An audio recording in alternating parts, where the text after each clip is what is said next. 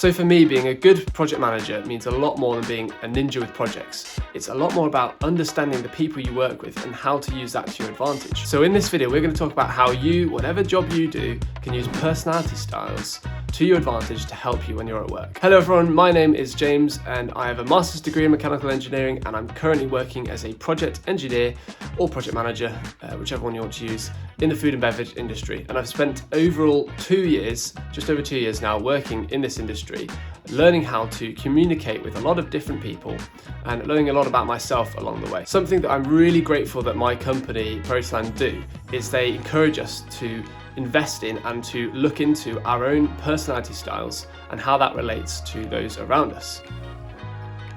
For the context of this video, I'm going to be talking about what's known as the DISC profile.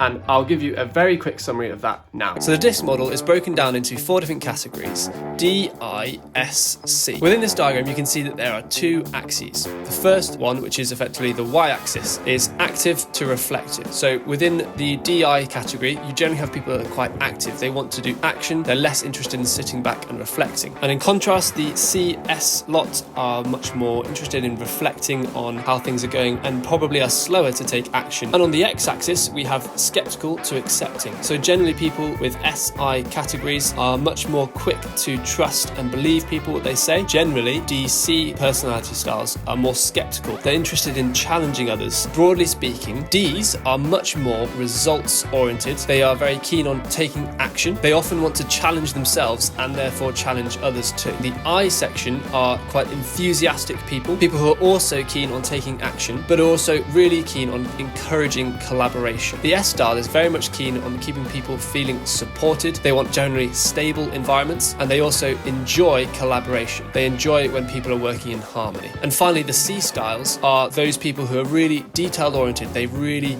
see accuracy as an important thing. They also want stability, similar to the S style, but they're very happy also to challenge assumptions, a little bit like the D style. I'm sure you can apply a lot of the other personality styles, Myers-Briggs, Enneagrams.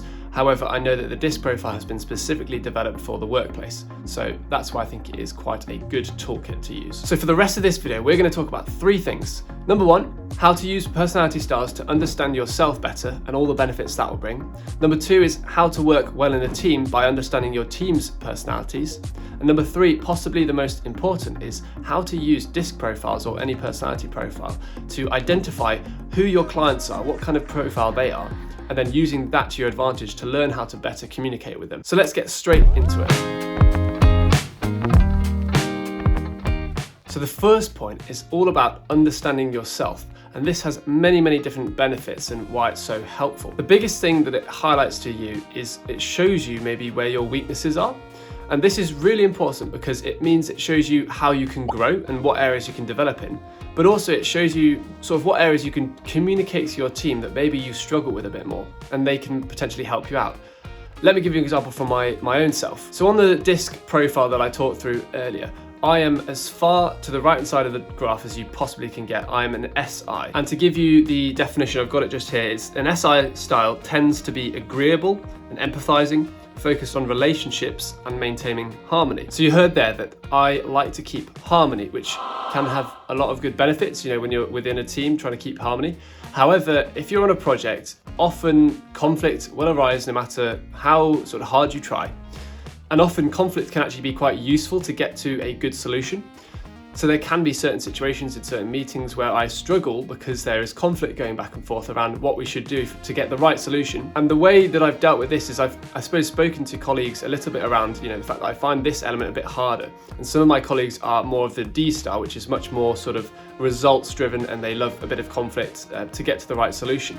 And so I can work with my colleagues who are more like that to allow them maybe to step in a bit more and also to learn from them about how to maybe approach conflict in a more constructive manner. I could go on for hours about all the different sort of things that I'm working on with my DISC profile, but I do not want to bore you. And of course, the other thing to just note is that the DISC profile shows you also the things that you're really good at and the things that you can potentially maximize to do your job as best as you can. So understanding yourself is the first step, I believe, to be able to communicate with others and work well within your team. So the second sort of element of understanding your personality, being a superpower within whatever job you're doing, is around understanding your team. So on this DISC profile journey that we've been talking about, and I'm going to keep referring to that, it should work with other personality styles. But if you're able to get your team to also do their DISC profiles, which we do at ProSign, just that's a set thing that we always do. When people start, they have to do a DISC profile. What you can do in the app is you can actually create a team with your colleagues, and you can basically see on that map all the different dots around where each person is. Now, of course, I'm not going to share exactly what my team are like because that's their own personal information. But the long and short of it is that is a super useful tool to look at together as a team to then see, okay, right, so-and-so is up here in this D style and they're quite good at these results-oriented things and they can sort of come at it more from a higher level, aren't interested in the detail. The C style is more, I'd say, detail-oriented, making sure that you're getting the right solution. They really place more value on being perfect and maybe getting the best solution possible, which is invaluable. And then you've got the sort of more SI styles like me, who are a bit more harmony-driven and want to make sure that people are getting on and feeling, enabled to do their jobs well. And of course, this is also really useful because it allows you to understand where your team members' weaknesses also are. Maybe they really struggle with showing empathy to people that are maybe struggling a bit more, or maybe they really struggle to be enthusiastic about something and they're so sort of to the point that they can lose that enthusiasm. That is where you, as a maybe different personality style, if you're like me, can come in and help them with that element. And it's all about understanding what each team member's strengths are so you can maximize those and also help them work on their weaknesses at the same time.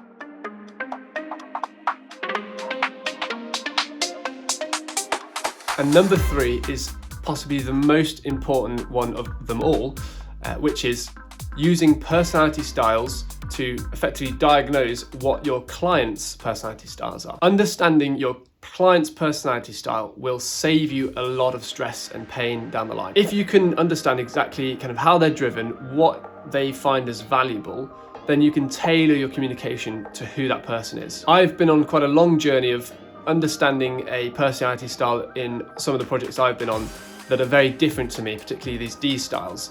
And for me, it's been quite a long journey of figuring out, okay, what is it that they are actually looking for? But more recently, I've had a lot more success on presentations when I've put them together, and I've just focused on the key points, giving them just enough information to sort of whet their appetite and get excited about the project, but not too much detail that they get bogged down.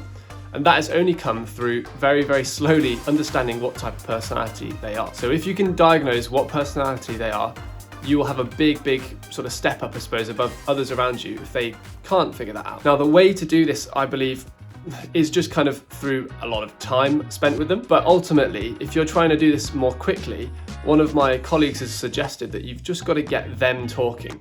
Rather than you trying to do all the talking and waffle away, what is it that they find valuable? Ask them some questions and let them do the talking initially so you can kind of get a feel for what words they're using. For example, if they're very interested in sort of results and timeline and all the high level things, they're probably more likely to be this more D style driven. If they're using more like numbers and they're really focused on how to get the right solution, perfection and all this kind of stuff, it might be a bit more of the C style. And then if they're using words that are a bit more maybe like team, energy, positivity, maybe less results oriented things, but more people oriented words, then they're likely to be somewhere on the SI side. Now, that is not a comprehensive review of how to diagnose someone's personality style, but at least that can give you a starter. Get them talking, listen to what words they are using, and then that can allow you to understand kind of who they are. So now that you understand that personality styles are key to communication, you might also be interested in learning how to communicate better with your clients through presentations. And if you click on this video here,